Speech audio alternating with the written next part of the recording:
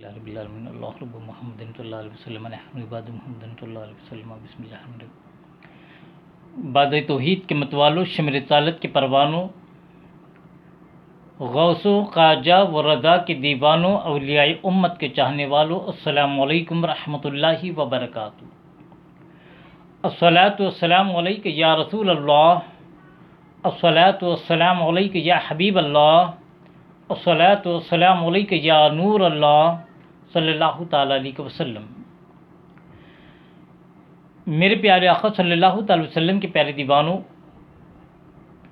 آج رمضان المبارکہ کی ہماری 29ویں نشست ہے۔ گزشتہ نشست میں نے قرآن مجید کے کچھ فضائل بیان کیے تھے، اور آج کی نشست میں بھی قرآن مجید کے تعلق سے ہی کچھ نکات پیش کروں گا جو ہمارے آج کے دور کے لیے انتہائی اہم ہیں۔ میرے پیارے آقا صلی اللہ تعالی وسلم کے پیارے دیوانوں، رسول اعظم صلی اللہ تعالی وسلم کا فرمان عالی شان ہے کہ آخر ارشاد فرماتے ہیں کہ جس طرح لوہے کو زنگ لگ جاتا ہے، اسی طرح انسان دنیا پرستی میں مبتلا ہو جاتا ہے، دنیا داری میں زندگی گزارتا ہے، فیشن پرستی میں زندگی گزارتا ہے، دنیا کی چمک دمک میں بھی زندگی گزارتا ہے، دنیا کی لذت اور فواہشات میں زندگی گزارتا ہے، تو اس کے دل کو بھی زنگ لگ جاتا ہے۔ تو صحابہ کرام رضوان اللہ تعالی علیہم اجمعین نے پوچھا، یا رسول اللہ صلی اللہ علیہ وسلم، تو جب دلوں کو زنگ لگ جاتا ہے تو اس زنگ کو دور کرنے کا طریقہ کیا ہے؟ سرور دو جہاں صلی اللہ تعالی وسلم ارشاد فرماتے ہیں کہ دلوں کو جو زنگ لگ جاتا ہے انہیں دو چیزوں سے دور کیا جا سکتا ہے۔ پہلی چیز، کثرت سے موت کو یاد کرو اور قرآن کی تلاوت زیادہ کرو۔ ان دونوں چیزوں پر عمل کرو گے تو ہوگا کیا؟ اللہ کے رسول صلی اللہ علیہ وسلم ارشاد فرماتے ہیں تمہارے دلوں کو جو زنگ لگ چکا ہے وہ زنگ دور ہو جائے گا۔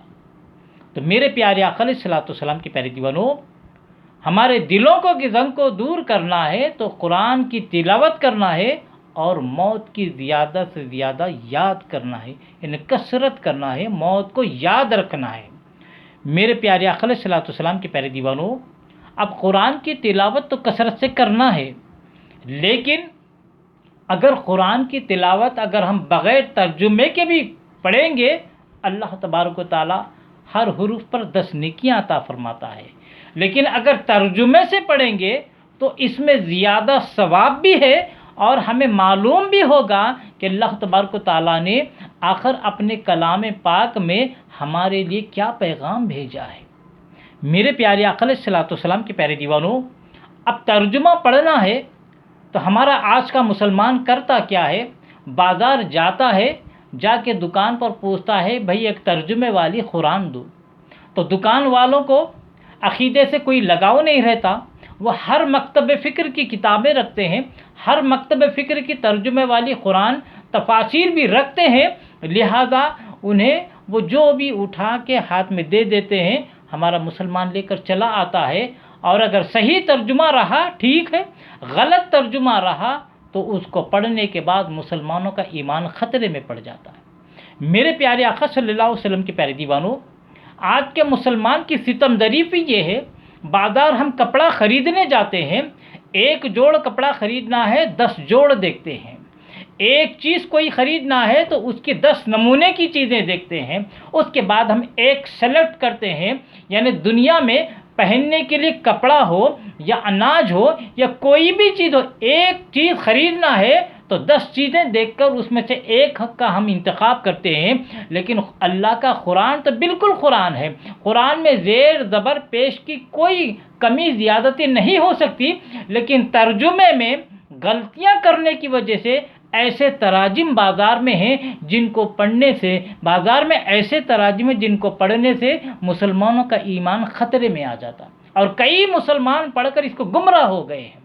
میرے پیارے آقا علیہ الصلوۃ والسلام کے پیارے دیوانوں، تو دور حاضر میں سب سے بہترین اور ساری غلطیوں سے، نقائص سے اگر کوئی ترجمہ قرآن ہے جس کو پڑھنے سے مسلمانوں کا ایمان مضبوط ہوتا ہے، روحانیت میں اضافہ ہوتا ہے، اس کا عقیدہ درست ہوتا ہے، عقیدہ اس کا بچتا ہے، تو وہ ترجمے کا نام ہے کنز الایمان۔ اس ترجمے کو لکھنے والے مجدد و دین و ملت امام عشق و محبت امام احمد رضا خان فاضل بریلوی علیہ رحمت و رضوان ہیں۔ ترجمہ اعلیٰ حضرت کا ہے، اور اس میں تفسیر جو ہے وہ صدر الافاضل صدر نعیم الدین مراد آبادی رحمۃ اللہ علیہ کی ہے۔ تو میرے پیارے آقا علیہ الصلوۃ والسلام کے پیارے دیوانوں، آپ کو ترجمہ پڑھنا ہے کنز الایمان لائیے۔ کنز الایمان کا مطلب کیا ہے؟ ایمان کا خزانہ۔ اس میں ایمان کا خزانہ چھپا ہوا ہے۔ کنز الایمان میں ہے کیا؟ اس میں اللہ کا بھی ادب ہے، رسول کا بھی ادب ہے، صحابہ کا بھی ادب ہے، شہداء کا بھی ادب ہے، اولیاء کرام کا بھی ادب ہے، یعنی پورے سر تپا ایمان کا خزانہ ہے۔ اس کو پڑھیں گے ایمان تازہ ہو جائے گا۔ میرے پیارے آقا علیہ الصلوۃ والسلام کے پیارے دیوانوں، اب اس کنز الایمان تو شہرا آفاق سارے عالم میں جس کا چرچا ہے، مشہور ترجمہ جو ہے اہل سنت الجماعت کا کنز الایمان ہے۔ اپنے گھروں میں کنز الایمان رکھیے۔ آپ ترجمے کے لیے خریدنے جائیں بازار میں، آپ کنز الایمان کا نام لے کر طلب کیجئے۔ ایسا مت بولیے کوئی ترجمے والا قرآن دے دیجئے، وہ کوئی بھی اٹھا کر دے گا، کسی بھی بدعقیدہ جماعت کا اٹھا کر دے گا، لہذا لائیں گے آپ پڑھیں گے تو اس میں ایسی گستاخیاں ملیں گی۔ کوئی اللہ کی شان میں گستاخی کر رہا ہے، کوئی رسول کی شان میں گستاخی کر رہا ہے، کوئی اولیاء کرام کو مردہ کہہ رہا ہے، کوئی رسول کی شان میں گستاخی کر رہا ہے، کوئی اماموں کی شان میں گستاخی کر رہا ہے۔ کسی کے کلام میں یہ ملیں گے جو آیات بتوں پر نازل ہوئی تھی، بتوں کے بارے میں جو آیات نازل ہوئی تھی، ان آیتوں کو کچھ لوگ ترجموں میں اولیاء کرام پر چسپاں کرتے ہیں، اولیاء کرام کے آستانوں پر چسپاں کرتے ہیں، اور جو آیتیں کافروں کے بارے میں نازل ہوئی تھی ان آیتوں کو لا کر سیدھے سادے مسلمانوں پر چسپاں کرتے ہیں۔ تو ایسے تراجم بازار میں ہیں۔ اللہ کی شان میں گستاخی ہے، رسول کی شان میں گستاخی ہے، اولیاء کرام کی شان میں گستاخی ہے، اماموں کی شان میں گستاخی ہے، اور اچھے خاصے مسلمانوں کو توڑ مروڑ کر ترجمے میں انہیں مشرک اور بدعتی کہا جاتا ہے۔ لہذا ایسے قرآن کے ترجمے کو پڑھنے سے نہ پڑھنا بہتر ہے، صرف بغیر ترجمے کے سادہ پڑھیے۔ اگر ترجمہ پڑھنا ہے، اہل سنت الجماعت کا عالمگیر جو شہرا آفاق ترجمہ ہے کنز الایمان پڑھیے۔ اگر آپ تفسیر پڑھنا چاہتے ہیں تو تفسیر نعیمی پڑھیے، جن کے مصنف مفتی احمد یار خان رحمۃ اللہ علیہ ہیں، جن کے ایک ایک پارے کی تفسیر 1000 صفات پر مبنی ہے۔ اور اگر سادہ اور سلیس زبان میں مختصر تفسیر پڑھنا چاہتے ہیں، 5 جلدوں کی تفسیر ضیاء القرآن ہے، جس کو لکھنے والے پیر کرم شاہ اظہری رحمۃ اللہ علیہ ہیں، جو فارغ جامع ازہر مصر ہیں۔ اور تفسیر نعیمی تو تقریباً 30 جلدوں پر مبنی ہے۔ ان تفاسیر کو پڑھیے۔ ترجمہ پڑھنا ہے کنز الایمان کو پڑھیے۔ میرے پیارے آقا علیہ الصلوۃ والسلام کے پیارے دیوانوں، تو ترجمے سے قرآن پڑھنے میں ثواب بھی ہے، اور قرآن میں پیغام کیا ہے اس کا ہمیں بھی اندازہ ہو جاتا ہے، کیونکہ آپ سمجھیں گے قرآن تو قرآن ہے، اس کو پڑھ کر گمراہ کیسے ہو جائیں گے؟ اللہ تبارک و تعالیٰ نے ارشاد فرمایا ہے قرآن مجید میں، یضل بہ کثیرا ویہدی بہ کثیرا، یعنی اسی قرآن کو پڑھ کر کئی لوگ راہ راست پر آ جاتے ہیں، اور اسی قرآن کو پڑھ کر کئی لوگ گمراہ بھی ہو جاتے ہیں۔ قرآن میں زیر زبر پیش کی کمی زیادتی ہو نہیں سکتی، لیکن جتنے تراجم ہیں انہوں نے ترجموں میں گڑبڑ کی ہے، ترجموں میں غلطیاں کر کے لوگوں کے ایمان کو خطرے میں ڈال دیا۔